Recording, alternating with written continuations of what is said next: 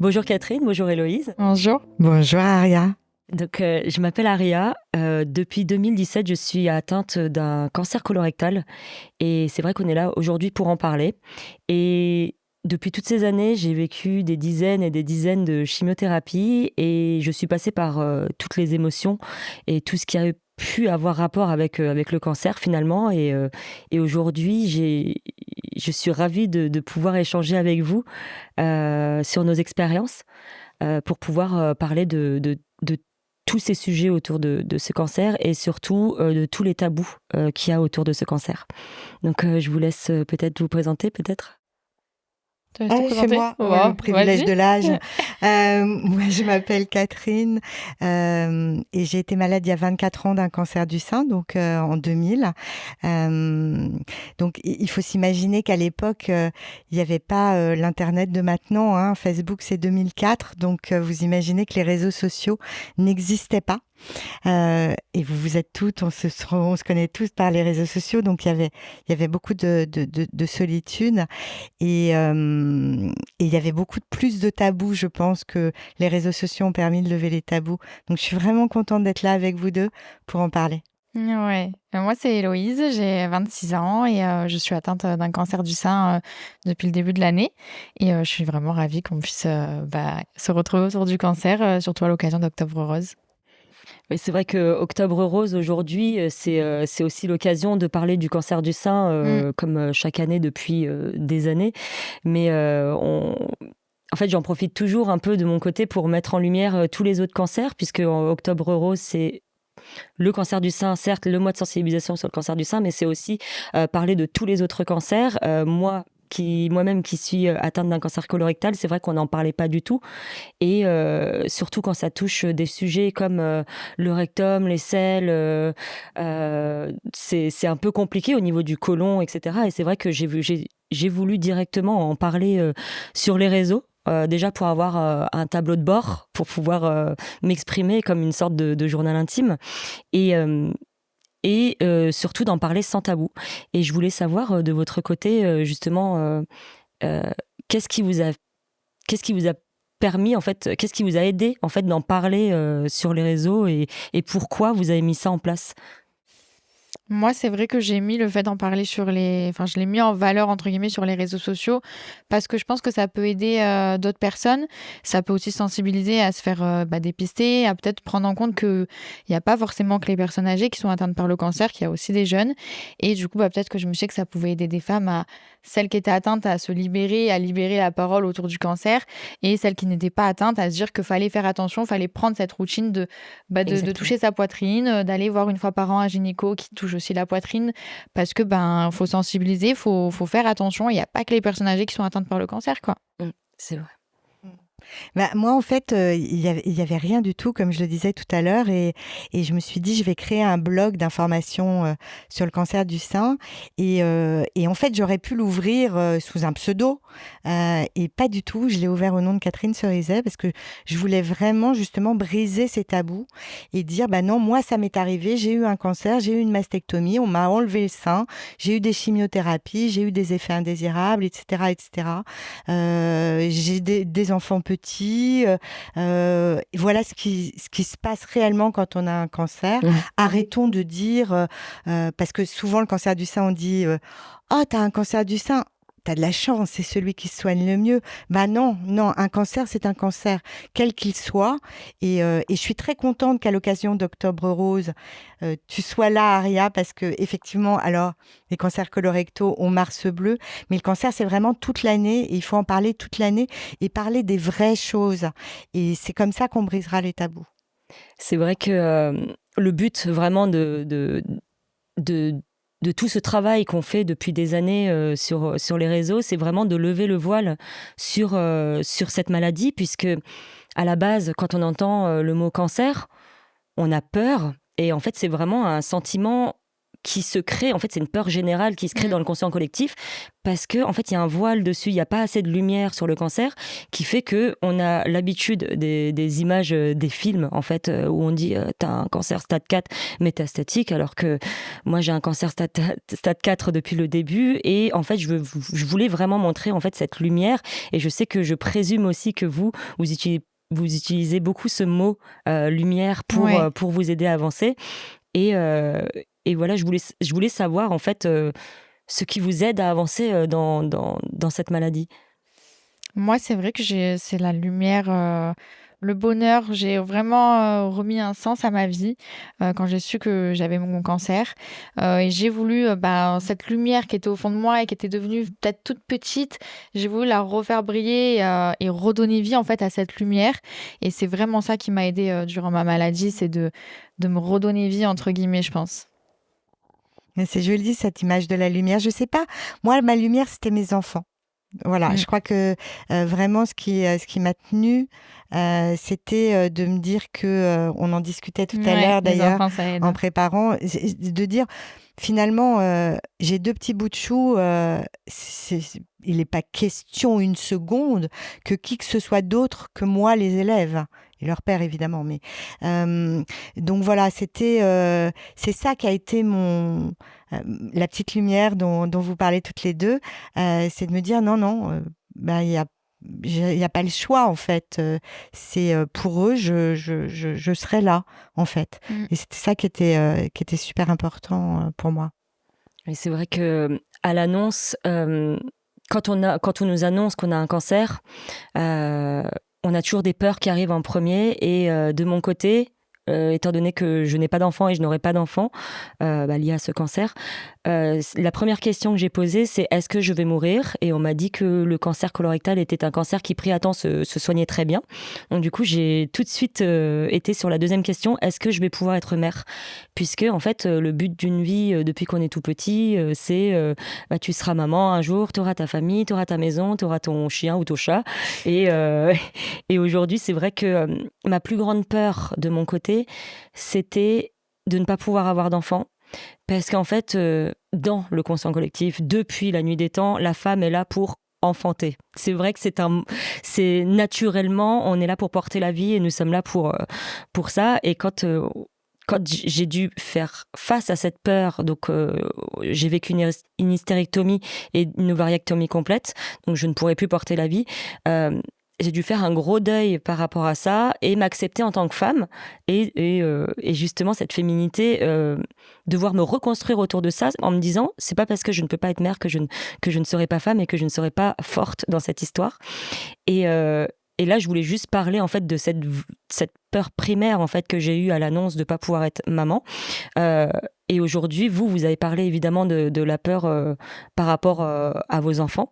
Est-ce que vous saurez en parler, mettre des mots dessus aujourd'hui par rapport aux enfants ? Moi, c'est vrai qu'en tant que mère, quand j'ai su que j'étais malade, je me suis dit, ok, t'es malade, faut s'y faire. Par contre, je me disais, je peux pas mourir. C'est pas possible, je ne peux pas mourir parce que, pareil, comme toi, je me disais, personne d'autre ne pourra élever ma fille, à part, son père. Mais je me disais, je veux la voir grandir, je veux voir tous ces moments de vie. En fait, j'avais pas vraiment peur de mourir, mais j'avais en fait cette peur de pas vivre et de pas la voir évoluer. Et puis, pour elle, je voulais être là, je voulais être présente, je voulais pas rater, je voulais pas qu'elle grandisse sans sa mère. Donc, dans ma tête, je me disais, t'as pas le choix. Même quand c'était dur, quand il y a des moments où la chimio, je me disais, c'est pas la maladie qui va m'avoir, c'est la chimio qui va m'avoir. Et je me disais, non, passe, tu peux pas, t'as pas le choix de toute façon, tu vas guérir, tu ne mourras pas parce que en fait ta fille, il faut que tu la voies grandir, il faut que tu l'élèves, il faut qu'elle t'ait à ses côtés. Donc c'était inenvisageable qu'il m'arrive quoi que ce soit pour elle. Oui, t'es convaincue en fait, c'est vraiment t'es convaincue. Même si que c'était dur, t'as peur au début. Enfin moi, comme toi, ma première chose ça a été est-ce que je vais m'en sortir quand même, et après direct tu te dis mais non, tu vas t'en sortir parce que c'est inenvisageable autrement en fait, c'est pas envisageable que ça se passe autrement comme ça. Après j'avais peur quand même malgré tout que elle ressente la maladie au travers moi, mais comme on discutait tout à l'heure, on trouve des solutions, ça s'explique. Je pense qu'en expliquant aux enfants, ça se débloque tout ça. Oui. Là, faut juste libérer la parole avec les enfants, je pense aussi. Oui, non, mais c'est très important ce que tu viens de dire parce que, en fait, moi, ma plus grande peur, c'était pas le cancer, c'était la mort parce que, en fait, je venais de perdre ma tante paternelle d'un cancer du sein 1 an auparavant. Et, euh, et donc, j'avais vraiment terriblement peur de la mort parce que, et finalement, le cancer, il est immédiatement, alors, Aria, pas toi, parce que toi, tu dis, on a balayé en disant, mais ça se soigne bien, etc. Donc, tu es passé à la peur de ne pas avoir d'enfant. Mais en fait, le cancer est toujours lié à la mort dans l'inconscient collectif. D'ailleurs, certains journalistes continuent à dire d'une longue et douloureuse maladie plutôt que de dire cancer. Alors moi, je préfère mourir d'un cancer que d'une longue et douloureuse maladie. Donc vraiment, je trouve ça terrible. Donc cette mort-là qui est hyper présente avec le mot cancer, qui est quasiment accolée à ce mot cancer, c'était quelque chose que je ne voulais pas qu'on dise à mes enfants. C'est-à-dire que les enfants, c'est basique. T'es malade, on te soigne ton bobo et tu vas mieux. Pour eux, a priori, ils n'ont pas notion de cette mort imminente ou de cette mort possible, prévisible ou possible, etc., avec un cancer. Et donc, moi, je les ai tout de suite amenés voir un psychologue. J'en ai parlé avec leur maîtresse très, très vite. Mais j'ai demandé à tous les adultes qui s'occupaient d'eux de ne pas parler de la mort, de l'éventualité que leur maman puisse mourir un jour. Enfin, on meurt tous un jour, mais en tout cas plus tôt que prévu. Et parce que j'aurais pas été capable de le gérer. Ça, c'était quelque chose que je n'aurais pas pu, moi, gérer à la maison. Mais il y avait toujours ce risque, mes enfants avaient 7 et 4 ans, que un petit garçon, une petite fille dans la cour de récréation lui dise « Ah, ta maman a un cancer, bah tiens, ma grand-mère, ma tante, mon oncle, etc. sont décédés ou sont morts d'un cancer. » Et ça a été vraiment quelque chose, je dois dire, j'ai serré les fesses pendant tous les traitements en me disant « Waouh, il faut pas que ce mot mort arrive à leurs oreilles par rapport à mon cancer. » Et aujourd'hui, plus de 20 ans plus tard, où est-ce que tu en es par rapport à ce mot mort, par rapport à tes enfants ? Alors, d'abord, mes enfants, pour eux, le mot cancer, c'est pas un mot tabou. C'est-à-dire, pour eux, le cancer, c'est une maladie comme les autres. Vraiment. Ils en parlent très ouvertement. Il n'y a pas de tabou, alors que tu as encore des gens qui ont du mal avec... on parle même pas de la mort, on parle du mot cancer. Aujourd'hui, je me dis, j'ai gagné 24 ans de sursis. Ce qui est déjà pas mal. Je suis très, très contente. Maintenant, je m'approche de l'autre côté et ça, c'est inéluctable. On va tous mourir. Mais mes enfants, pour eux, le cancer, comme j'ai eu la chance de m'en sortir, je pense que pour mes enfants, c'est pas accolé cancer et mort. Tu vois, comme ils en ont jamais entendu parler et comme maman s'en est sortie, pour eux, le cancer, c'est pas égal à mort. Et en fait, j'aimerais bien que dans l'imaginaire collectif, oui, c'est une maladie grave, il faut pas minimiser le cancer. Aucun cancer, il n'y a pas de petit cancer. Un cancer, c'est un cancer et c'est une maladie grave. Mais aujourd'hui, on sauve de plus en plus de gens. Donc, il faut changer l'image du cancer tout en le minimisant pas. Et c'est là que c'est compliqué. On est sur un fil de rasoir. Exactement. C'est-à-dire, on se dit, on en meurt moins, mais c'est pas un rhume. Voilà. C'est ça, exactement. Ouais. C'est très, très compliqué. Il faut bien en parler juste. Oui, je suis d'accord avec toi. C'est important parce que c'est vrai que dans l'inconscient collectif, cancer, c'est mort. Et moi, j'ai quelques amis qui ont quand même pris un peu de recul parce que j'ai vu que je sentais dans leur comportement que c'était peut-être trop difficile de se dire elle peut mourir en fait. Et j'ai vu qu'il y a des amis qui ont voulu se protéger, ce que je peux comprendre, mais au fond, ça m'a pas aidé finalement, ça aide pas. Et l'inconscient collectif, justement, je pense que ça aide pas les gens qui sont atteints de cancer à voir les choses différemment. Parce que finalement, en fait, vu que l'inconscient collectif pense toujours à la mort en pensant cancer, la personne qui est atteinte d'un cancer, elle va automatiquement y penser parce que les autres lui font ressentir ça, je trouve. Oui, effectivement. C'est vrai que j'ai entendu beaucoup de témoignages parce que je parle, et vous aussi, je présume, à des centaines de personnes qui sont malades, qui sont atteintes de cancer. Et ils ont vu beaucoup d'amis partir de leur vie. Et donc se sentir un peu plus isolés du fait d'être malade, excusez-moi. Et c'est vrai que en fait, je pense aussi qu'en tant que malade, on est obligé d'être empathique envers la personne qui est en face de nous, alors que c'est nous qui sommes malades, parce que eux en fait ont tellement peur de la mort qu'ils vont développer des mécanismes un peu spéciaux. Donc c'est vrai qu'il y en a qui vont s'éloigner, il y en a qui vont venir nous couver d'attention, nous gâter, etc. Et moi en fait, par exemple, c'est quelque chose dont je n'arrive pas à parler avec mes proches de ma mort, à part 2 ou 3 personnes qui ont vécu des pertes. Et donc, c'est celles qui sont les plus à même à comprendre, à entendre en fait ma mort. Et j'ai toujours dit, alors là, c'est vrai que c'est pas très gai. Et pourtant, moi, je suis convaincue que je ne partirai pas. Ça fait 7 ans que je dis, mais la vie est tellement belle qu'il est hors de question que je m'en aille. J'ai tellement de choses à vivre et tellement je dois rire tous les jours. Je m'émerveille d'un rien et il est hors de question que je m'en aille.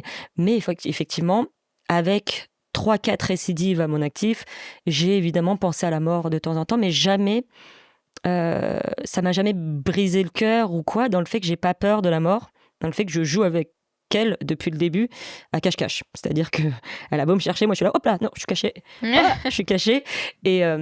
Et sauf que quand j'essaie d'en parler à mes proches, ils sont tous là à dire « Oh là là, non, Aria, s'il te plaît, ne parle pas de ta mort. » Donc j'ai dit « Écoutez, moi, je veux juste que vous sachiez que si un jour je m'en vais, je serai surprise, mais j'aurai vécu. J'aurais vécu tout ce que j'avais à vivre parce que vous m'avez choyée. J'ai toujours été beaucoup entourée, beaucoup, très très aimée et très choyée. Et j'ai dit, si un jour je pars, j'aimerais que, c'est très étrange ce que je vais dire, mais j'aimerais que mes obsèques soient une fête. C'est-à-dire, vous mettrez de la couleur. Vous mettrez du bleu, du jaune, du rouge, comme derrière nous, et vous chanterez sur du Céline, et vous ferez la fête en mon honneur. Et il n'y en a que 2 qui ont entendu cette histoire. Tous les autres, je n'ai jamais pu finir cette histoire, parce que je veux que ma vie soit célébrée de par cette mort. Mais, encore une fois, étant donné que je ne mourrai pas parce que je m'accroche ici et que je reste ici, ouais, c'est un sujet vraiment auquel j'ai pensé et auquel je présume vous avez aussi pensé. Moi, c'est vrai que c'était pas. J'ai jamais pensé à mes obsèques, tout ça, parce que pour moi, c'était pas envisageable. Je me disais, je vais pas, j'y passerai pas, donc j'en ressortirai plus forte et ça se passera pas autrement. C'est comme ça que ça doit se passer. Je sais pas toi comment.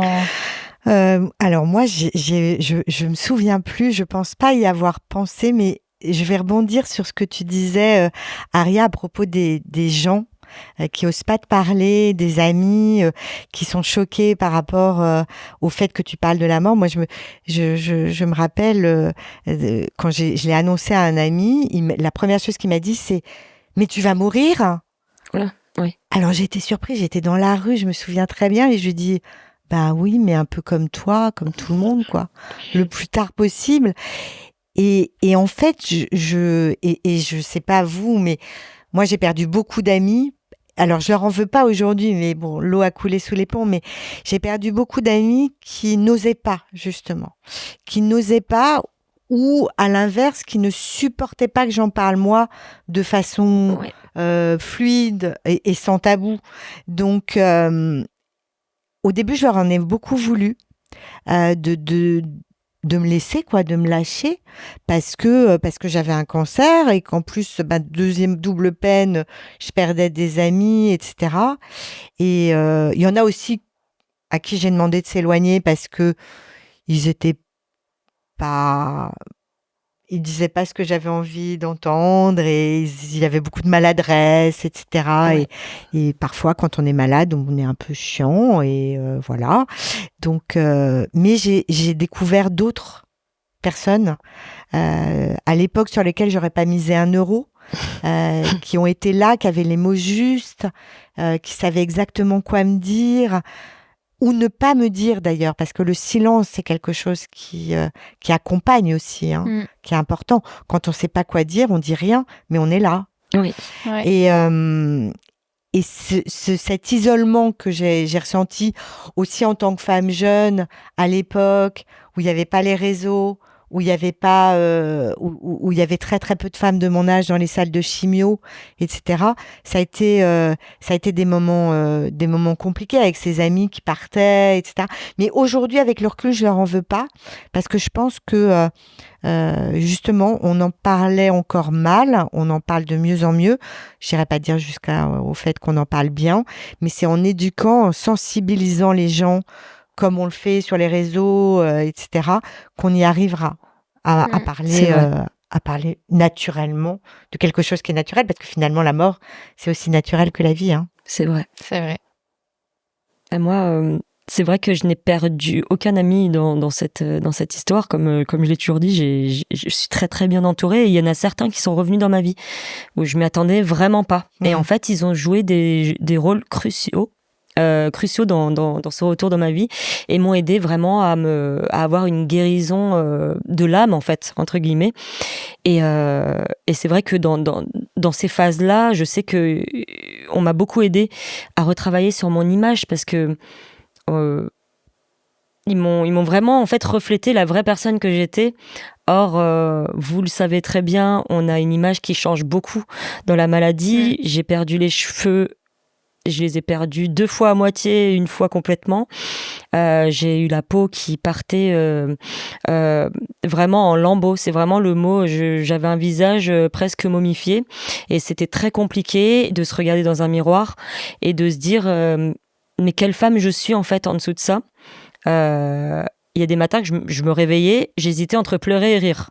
Je me voyais dans le miroir, je me suis dit mais c'est pas possible. Et en fait, il y a le regard des autres qui soit peut être très dur, parce qu'ils vont nous regarder avec pitié, etc. Et on se sent très isolé, on veut pas non plus leur faire de la peine, donc on préfère rester à la maison. Soit il y a ceux qui vont dire « mais t'es magnifique ». Et c'est grâce à ces personnes qui nous mettent un peu sur un piédestal et qui nous permettent de rebondir, qu'on va... Enfin, en tout cas que moi, j'ai trouvé la force pour retrouver la femme que je suis et que je me devais d'incarner ici sur Terre. Et c'est vrai que cette image à moi-même, je sais qu'à la maison, ça a été très compliqué puisque j'ai pris du poids, j'ai perdu du poids. J'ai perdu les cheveux, j'ai eu une poche iléostomie qui permet de récolter mes selles à ma place. J'ai eu la peau extrêmement abîmée et je pense que côté conjoint, en tout cas, je suis en couple depuis 8 ans, donc, dont 6 ans avec la maladie. C'est assez compliqué, surtout quand cette personne a peur de la mort, d'avoir en fait la mort à la maison. Et en fait, c'est ce que je me suis dit directement, de me dire mais en fait je lui reflète sa plus grande peur et donc du coup il me personnifie peut-être au cancer malgré lui et c'est complètement indépendant de sa volonté et c'est vrai que son regard qui fuyait de temps en temps et bien sûr il a été là, bien sûr il est génial, mais je sais qu'au bout d'un moment les aidants, surtout les dents principales à la maison, peut atteindre un point où il a trop donné et j'en avais parlé avec mon psy justement. Et en fait, il est arrivé à saturation, c'est-à-dire qu'il peut plus. Il a tellement donné qu'il peut plus donner. Et voilà, je voulais aborder ce sujet-là puisque le couple dans la maladie est mis à rude épreuve. Et je sais que j'ai tellement de choses à dire là-dessus, mais d'abord, je voulais entendre vos témoignages. Moi, c'est vrai que mon couple, mon conjoint m'a énormément aidé, a été énormément présent quand j'ai appris ma maladie. C'est vrai que de suite, il a pris ce rôle de pilier très à cœur et il a été vraiment très présent.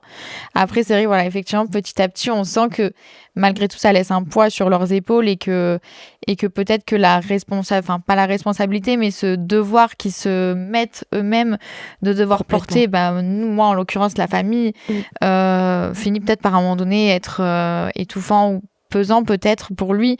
Je sais que j'ai souvent culpabilisé de me dire qu'est-ce que je lui fais vivre quoi. J'ai 26 ans, il en a 34, c'est pas ça qu'on devrait vivre et puis il pourrait pas lui c'est indépendant de moi c'est indépendant de la mienne aussi, mais lui il pourrait claquer des doigts et c'est fini pour lui et il reste là malgré tout, il s'inflige ça aussi avec moi et je sais que là à la fin c'est devenu dur pour lui d'avoir ses épaules. Je l'ai ressenti d'entendre tout le temps parler de maladie finalement, d'entendre parler de la mort aussi quelque part aussi. Enfin, je sais que pour lui c'était pesant d'essayer de me protéger, de peut-être pas trop dire certaines Exactement. choses, de peut-être pas montrer ses craintes, ou lui, peut-être qu'il avait des contrariétés, ne serait-ce que pour le travail, pour sa vie à lui, et finalement de pas aussi pouvoir m'en parler parce qu'il avait peur de m'angoisser. Je pense qu'à la fin, ça devait devenir pesant pour lui. Là, je sais que depuis déjà que j'ai plus mes chimios, lui, il a pu relâcher aussi un peu la pression de son côté et se dire ok, c'est bon, elle est plus toute fragile, c'est plus je peux recommencer à vivre. Et là, je vois que depuis quelques mois que j'ai plus mes chimios, il reprend un peu vie, goût, entre guillemets. le goût. Mais c'est vrai que dans un couple, ça peut être très difficile finalement de pas pouvoir se confier à ta femme ou à ton conjoint parce qu'il est malade et parce que tu te dis absolument qu'il faut le protéger. Et finalement, moi, je savais même plus comment l'aider, lui, dans ses problèmes personnels parce que je voyais qu'il me disait plus... Il t'en parlait pas. En fait. Il m'en parlait pas. C'est... Il me disait plus je suis contrariée aujourd'hui. Je voyais qu'en fait, presque j'étais... pas l'élément perturbateur parce que c'est pas le mot, mais je voyais que voilà, c'était à cause de ça qu'il osait plus lui-même avoir des problèmes presque. Oui, c'est très juste ce que tu dis. J'ai l'impression qu'il y a un miroir qui s'est passé, enfin c'est la même chose qui s'est passé à la maison. C'est ça. Et oui, je me reconnais complètement et ça me touche beaucoup. Plus te dire, il ose plus rien. Moi aussi, je suis contrariée, mais finalement, tu vois, il va tellement se dire, mais je peux pas dire que je suis contrariée parce qu'elle, t'as vu ce qu'elle vit. Mais oui, c'est ça. Et finalement, en vrai, on a tous nos problèmes à notre échelle, bien évidemment. J'ai un cancer, j'ai mes chimios. Bien évidemment, c'est un gros problème dans ma vie. Et bien évidemment, c'est très dur dans ma vie. Mais finalement, lui, à son échelle, il avait aussi des problèmes bien plus minimes, finalement, à côté d'un cancer. Mais dans sa vie personnelle et dans sa personne, ça restait des choses impactantes. Et finalement, il pouvait plus rien. Il avait plus d'échappatoire, plus personne à qui se confier. C'est vrai. Et je m'en suis un peu voulu de me dire... purée, quoi, il peut même plus avoir son pilier à lui, son binôme à lui, de se dire moi aussi ça va pas, tu sais, j'ai ça. Mais je pense que c'est hyper important comme message à faire passer aux aidants principaux qui peuvent être les maris, les enfants, les parents, peu importe. Mais j'ai une amie oncopsychologue, Catherine Adlertal, qui dit toujours il faut souffler pour ne pas s'essouffler. Il faut qu'ils soufflent aussi. Il faut qu'ils aient, tu vois, ton mari, ton copain, qu'ils aillent au cinéma, qu'ils aillent courir, qu'ils aillent au foot avec leurs copains, etc.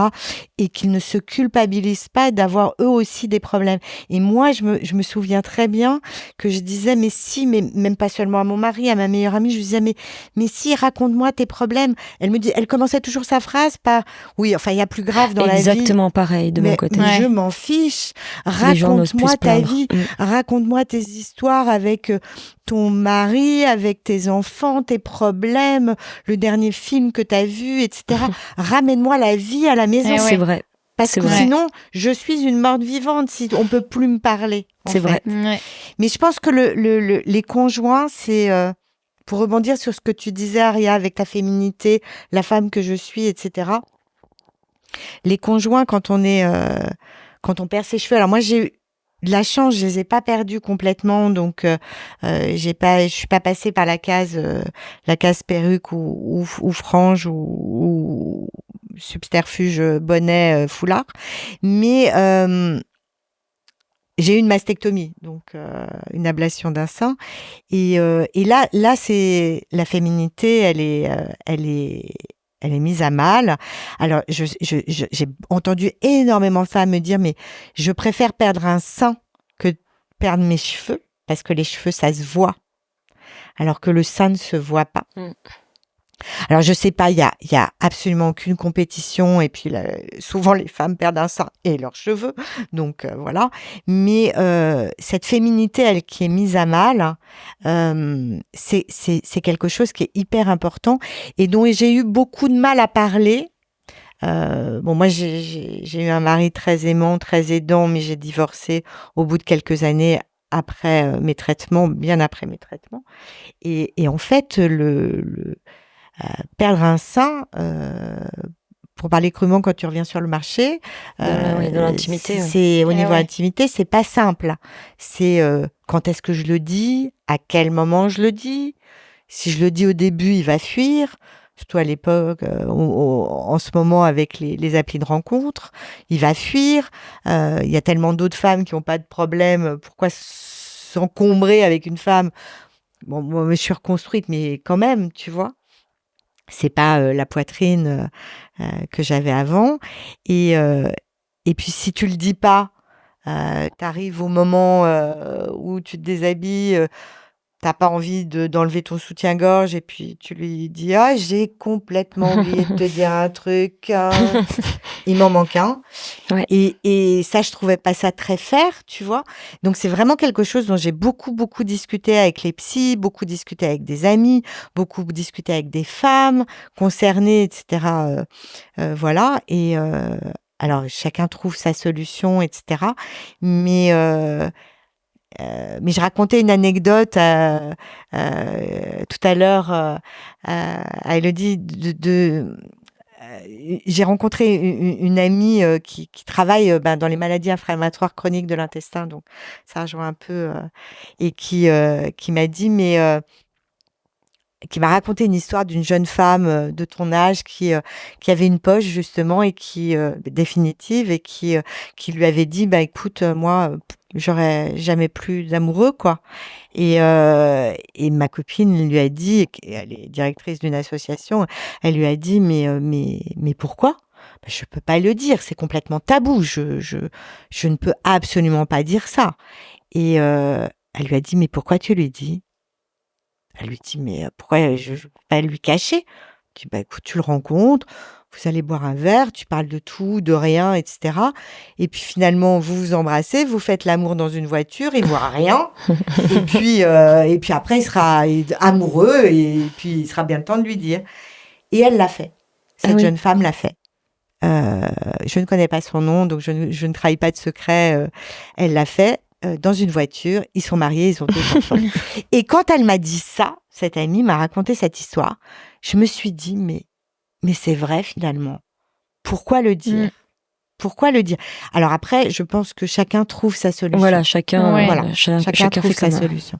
Mais c'est un sujet, c'est extrêmement difficile d'en parler. La poitrine, c'est difficile, je pense. La poitrine, c'est un côté sexuel, mais dans la poche, il y a le côté tabou aussi. Voilà. Donc, c'est vraiment des sujets très difficiles à aborder. Ouais, je pense que ça doit être difficile. Quand tu rencontres quelqu'un, ça doit être plus difficile, je pense, de crever l'abcès et de dire bon, faut que je te dise, au fait. Moi, je pense là, on est toutes les 3 en couple, il me semble. Donc, c'est vrai qu'il n'y a pas de célibataire dans le groupe. Mais je l'ai été. Donc, tu as vécu. Je me dis que si je suis célibataire un jour et que je me retrouve à dater, je le dirai directement. En disant, je te le dis direct, j'ai une cicatrice sur le ventre qui fait 27 cm et j'en ai une sur le côté. Voilà. Est-ce que ça te rébute ou pas? Non, pourquoi? Je sais pas. Au cas où. Et au moins, ce sera fait et ce sera dit. Parce que se mettre à nu, en fait, je pense, devant une personne qui ne te connaît pas, c'est assez différent. Mais mais je pense que c'est vraiment chacun doit trouver sa solution. Trouve sa solution. Mais tu vois, j'avais des amis qui me disaient mais du coup, ça fait un filtre naturel. Si le mec est con, tu le sauras d'entrée de jeu. C'est pas faux. Après, c'est pas parce qu'il accepte pas qu'il est con, c'est juste que c'est chacun, de l'autre côté aussi. Selon sa réaction, tu peux juger. Tu juges le personnage quand même. C'est pas faux ça, effectivement. J'avais pensé, Mais en fait, moi, ça me gênait beaucoup comme réflexion parce que je disais mais ça veut dire que c'est le cancer qui me revient au visage 20 ans après, quoi. C'est-à-dire que tu vois, peut-être que le type il a peur de ça et justement ce que vous dites, peut-être que il est pas con, mais il en a peur. Pour lui, c'est compliqué, tu vois. Mais donc moi je crois que tout ce qui tourne autour de l'amour, la sexualité, les rapports les rapports amoureux sont très très compliqués quand il y a un cancer. C'est vrai que la sexualité c'est quand même assez Enfin, je trouve que déjà ta vision féminine change du coup et la sexualité d'autant plus c'est différent je trouve. Enfin moi je sais que par exemple avec mon conjoint alors que ça faisait 4 ans du coup qu'on était ensemble donc on se connaît par cœur, quand j'ai perdu mes cheveux déjà je me suis sentie... Je sais que ça m'allait bien, tout le monde me dit ça te va bien, tout ça, mais bon là du coup ça a repoussé, mais bon même quand j'avais le crâne chauve, déjà tout le monde me disait ça te va bien quand même, pour un crâne chauve ça va, c'est pas mal.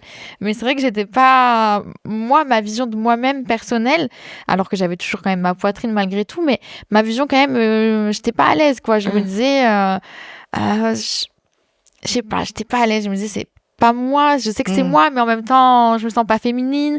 Donc, j'essaie quand même de garder cette féminité à travers le maquillage, à travers mes tenues, tout ça. Mais je me sentais pas... il me fallait la perruque pour vraiment me dire, je suis féminine. Là, je me sens femme. Alors que, bon, petit à petit, voilà, ça a repoussé. Maintenant, je me sens féminine malgré tout. Mais c'est vrai que par contre, dans la sexualité, je me disais, je peux pas, quoi. Je peux pas, j'ai pas de cheveux, j'étais gênée. Tu te sentais pas séduisante, je me sentais pas séduisante. Je me disais, il pourrait se taper des meufs ultra canon et moi, je suis là, j'ai pas de cheveux. Presque, je me disais, je fais pas le poids, alors que c'est pas vrai. Je savais qu'au fond, c'était pas ça. Enfin, je savais que pour lui, c'était juste moi, mais je me disais, j'ai pas de cheveux, c'est bizarre. J'arrivais pas à passer c'est nos propres blocages, en fait. Ouais. C'est nos propres blocages. Je suis désolée, je viens de te couper, mais non, tu peux je viens de me rendre compte qu'en fait, la féminité, ne passe pas forcément par les cheveux, ne passe pas par le corps, ne passe pas par... Ça passe par l'image, le regard qu'on a de soi-même dans le miroir. C'est ça. La féminité passe par là, et c'est comme un jour, je me suis réveillée et je me trouvais jolie dans le miroir. Et tout le monde m'a trouvée jolie dans la journée, alors que j'étais exactement la même que la veille. Et on m'avait pas dit que j'étais jolie, et j'avais le même maquillage, etc. Et je pense que c'est vraiment une histoire de se sentir bien avec soi-même.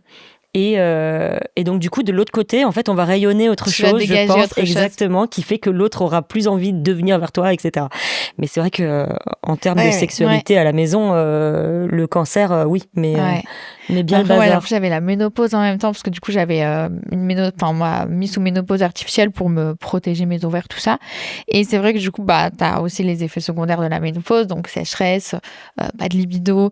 Et plus les cheveux, c'était vraiment le combo, tu vois. Et je me disais, à côté de ça, lui, il est jeune, il a 34 ans. Purée, il a pas l'âge de vivre ça. Donc encore cette culpabilité qui revenait. Et t'as échangé avec lui ? Jamais, je peux pas. C'était, tu vois, là, on peut en parler, ça me gêne pas du tout. Oui. Mais avec lui, de mettre des mots là-dessus, je me dis, en fait, j'aurais trop peur d'être confrontée au fait qu'ils me disent, ouais, c'est vrai, ça me manque, et du coup, je culpabiliserais encore plus. Ah oui, donc, d'accord. du coup, je préfère, on n'a jamais abordé ce sujet, parce que, en fait, pour moi, c'est vrai qu'il mériterait pas, tu vois, enfin, il a l'âge où on profite encore de la vie, où la sexualité, justement, c'est encore là où c'est tout feu, tout flamme, et c'est vrai que, du coup, j'aurais trop cette culpabilité de me dire, je l'empêche de profiter de sa sexualité, quoi, le pauvre. Et du coup, c'est encore à cause de moi qui vit ça. Donc, tu on a projettes un peu quand même sur ce qu'il pourrait penser, s'il est avec toi et qu'il t'aime. Et mais en plus, je sais qu'il m'aime, donc c'est pour ça qu'il vit tout ça avec moi. Mais c'est vrai qu'il y a cette culpabilité quand même de se dire... c'est vrai qu'au tout début, quand j'ai perdu les cheveux, que j'avais une poche et que j'avais la peau en lambeaux, je m'étais posé la question, et j'en avais parlé à mon conjoint, s'il n'avait pas le droit d'aller voir quelqu'un d'autre, puisque moi je me sentais pas du tout, et pourtant il me trouvait encore très attirante, etc. Et je pense que c'est plus avec le temps et le fait de vivre à trois avec le cancer que c'est plus compliqué de venir l'un vers l'autre.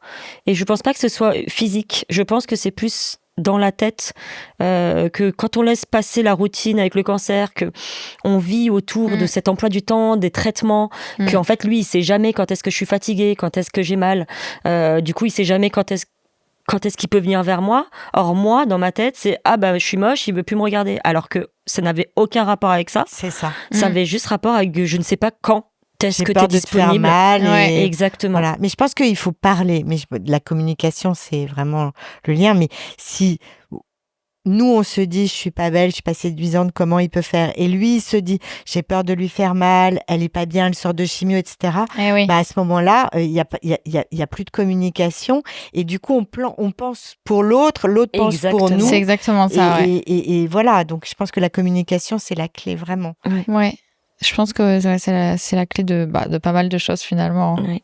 Et étant donné que là, on parle de retirer tous les tabous autour du cancer, je sais qu'il y a eu énormément de personnes qui sont venues me parler, en tout cas sur les réseaux, puisque moi j'en parle. En fait, je parle de tout au quotidien, des choses qui vont bien, des choses qui vont mal. Et la seule chose dont je ne parle pas, c'est la sexualité pendant le cancer, parce que je protège mon conjoint, parce que j'ai ma famille qui me suit, parce que c'est un peu tabou dans la famille de parler de ça, etc. Et donc, c'est vrai qu'on en parle du coup en MP, comme on dit, en privé. Et il y a beaucoup de femmes qui sont venues me parler de est-ce que toi, tu as de la libido, est-ce que toi, tu es atteinte de... Par exemple, je connais quelqu'un qui est atteinte de vaginisme, où c'est simplement, ça ne peut plus rentrer, simplement parce que c'est complètement coincé. Il y a les sécheresses, il y a aussi, moi, la peur de la cicatrisation. De mon côté, j'ai mis 4-5 mois à cicatriser à partir du moment où on m'a retiré l'utérus. Donc, on a peur de se remettre en selle, entre guillemets. Et en fait, il y a énormément de choses dans la sexualité dont on ne parle pas. Mais moi, je sais que je suis ouverte à en parler. Là, j'en parle aujourd'hui, mais oui, je dis toujours aux gens, si vous avez des questions, n'hésitez pas à venir m'en parler, parce que vraiment, ça devrait pas être un sujet tabou. J'avais fait un live avec Sébastien Landry, qui est psychosexologue. Oncosexologue. Psycho-oncosexologue. Alors, il peut être psycho-oncosexologue, mais Sébastien, il est oncosexologue, je crois. Et tu le connais aussi, c'est génial. Et j'avais vu avec lui en ménopause, étant donné que je suis ménopausée depuis 4 ans, est-ce que la libido change? Parce que moi, je n'ai pas vu de changement. J'ai eu de la chance de ne pas avoir eu de sécheresse. Je suis passée entre les mains du filet. Je ne sais pas comment j'ai fait. Et j'ai jamais perdu ce désir de mon conjoint. Et il m'a expliqué que le désir et la libido, c'était 2 choses différentes. Il y en a un qui était lié à l'hormone et l'autre qui était lié à l'imaginaire. Donc, si je peux donner un conseil par rapport à ça, c'est aussi ça qui joue. Vous, de votre côté, la libido, tout ça. Moi, ça n'existait plus. Ça n'existait plus. Ouais, c'est revenu depuis que là, du coup, j'ai arrêté la ménopause artificielle. Je l'ai arrêté pour l'instant, donc ça va. Pour l'instant, j'ai pas repris un cycle parce que mon corps l'a pas repris encore. Mais en tout cas, la ménopause artificielle n'est plus là. Donc ça revient petit à petit, mais c'est vrai que de base, pendant déjà les chimios, déjà psychologiquement, pendant les chimios, déjà le désir n'y était plus parce que je pense que moi-même, je me disais, avec sans cheveux, ça pourra pas fonctionner. Donc déjà, moi-même, j'ai enlevé ce désir et du coup, la libido, entre la sécheresse et la libido qui n'existe pas, vraiment, c'était très dur. Du coup, je me sentais vraiment plus femme. Enfin, tu vois, tu sens que ça peut plus se passer, quoi. Enfin, moi, en tout cas, c'était moi, ça pouvait plus, quoi. Je pense qu'en fait, il faut de l'espace pour la sexualité. Il faut avoir de l'espace dans sa tête. Faut avoir pas seulement du temps, parce que on n'est pas obligé d'avoir du temps pour avoir un rapport, mais avoir un espace libre pour faire rentrer cette sexualité.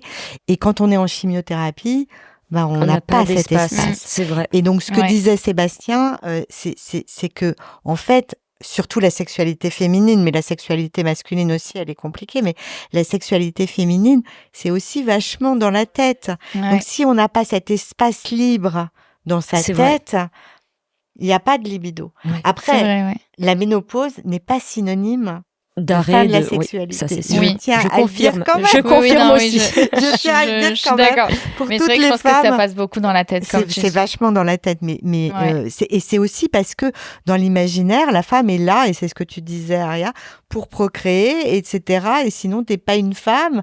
Oui. Voilà. Oui. Alors donc, à partir du moment où t'es ménopausée, tu serais plus désirable. Alors que c'est complètement faux. Et heureusement, aujourd'hui, on sort de ça.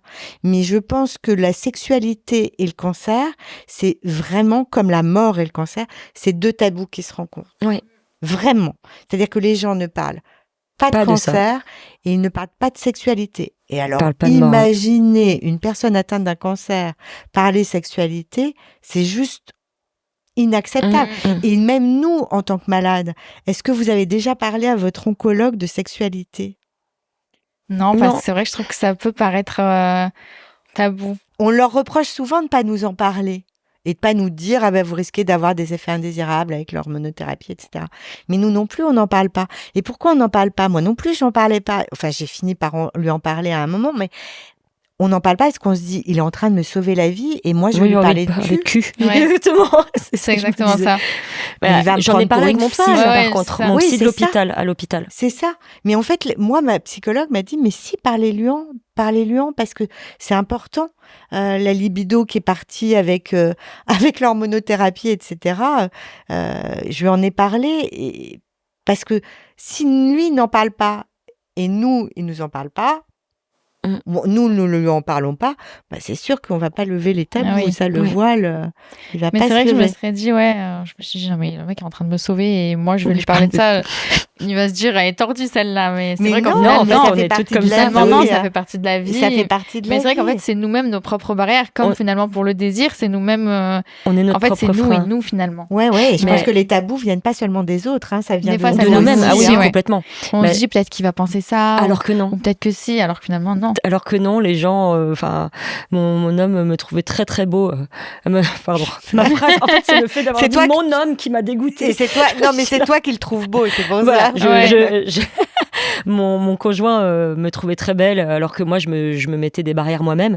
Et en fait, je me suis rendu compte que la solution à ce problème c'est vraiment cette image que j'ai en tête de moi-même. Mm. Et depuis que je me retrouve super bien dans ma tête, dans ma peau, et même si je repère les cheveux, même si ma peau retombe, oui, mais ma peau est tombée aussi, je me retrouverai encore belle, puisque je suis passée 3 fois par là et que je sais que je me retrouverai encore belle. Et voilà. Ouais, je pense que c'est vraiment une réconciliation avec sa propre image. C'est ta propre image de toi-même, de ta féminité, de ta sexualité. Finalement, il y a des choses qui viennent de toi. On dit toujours les autres, mais ouais. Des fois, il y a des choses qui viennent de toi aussi. Ouais. Ouais. Donc je pense qu'on a abordé pas mal de sujets dont on ne parle pas beaucoup, donc c'est-à-dire les tabous autour du cancer. Et je voulais vraiment vous remercier et je voulais savoir si vous aviez quelque chose à ajouter par rapport à ça. Moi, si je devais rajouter quelque chose, c'est juste aux personnes qui vivent ça, qui vivent le cancer, de quelconque cancer. C'est aussi peut-être de se changer l'état d'esprit, Moi, je sais que j'ai pensé positif, j'ai voulu toujours penser positif et faire au mieux pour moi et me tirer vers le haut. Et ça a fonctionné. C'est comme ça que c'est en pensant positif que je me suis tirée vers le haut. Donc, à toutes les personnes qui vivent ça, voilà, c'est dans la tête. Il faut positiver et c'est le plus important. Moi, j'ai envie de parler de plus généralement aux personnes qui sont atteintes d'un cancer mais aussi les personnes qui les aident ou qui les entourent ou qui en entendent parler, etc. C'est que c'est quelque chose qui touche énormément de gens.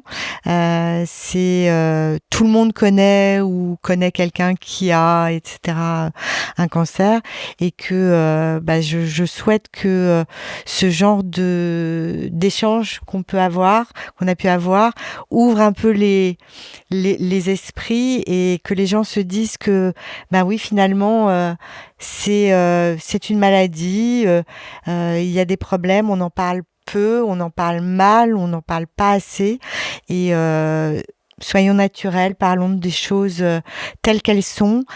On commence beaucoup à parler en tout cas à parler de sexualité comme on en a parlé là. Parlons de la maladie de plus en plus et de mieux en mieux. Merci beaucoup.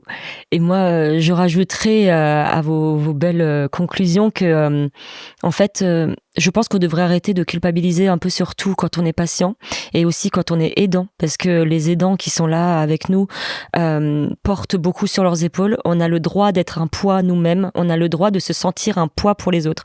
Les autres ont le droit aussi de parler des choses qui ne conviennent pas, parce qu'en fait, ils n'osent pas. Et je voulais évidemment remercier tous les aidants qui sont là, tout le personnel soignant et toutes les belles marques qui sont là derrière nous aussi pour nous rendre la vie meilleure. Et donc aujourd'hui, j'espère qu'on pourra libérer la parole et que ça permettra à d'autres personnes de pouvoir en parler. Et n'hésitez pas à venir nous en parler. En tout cas, on est là. Merci. Merci. Merci.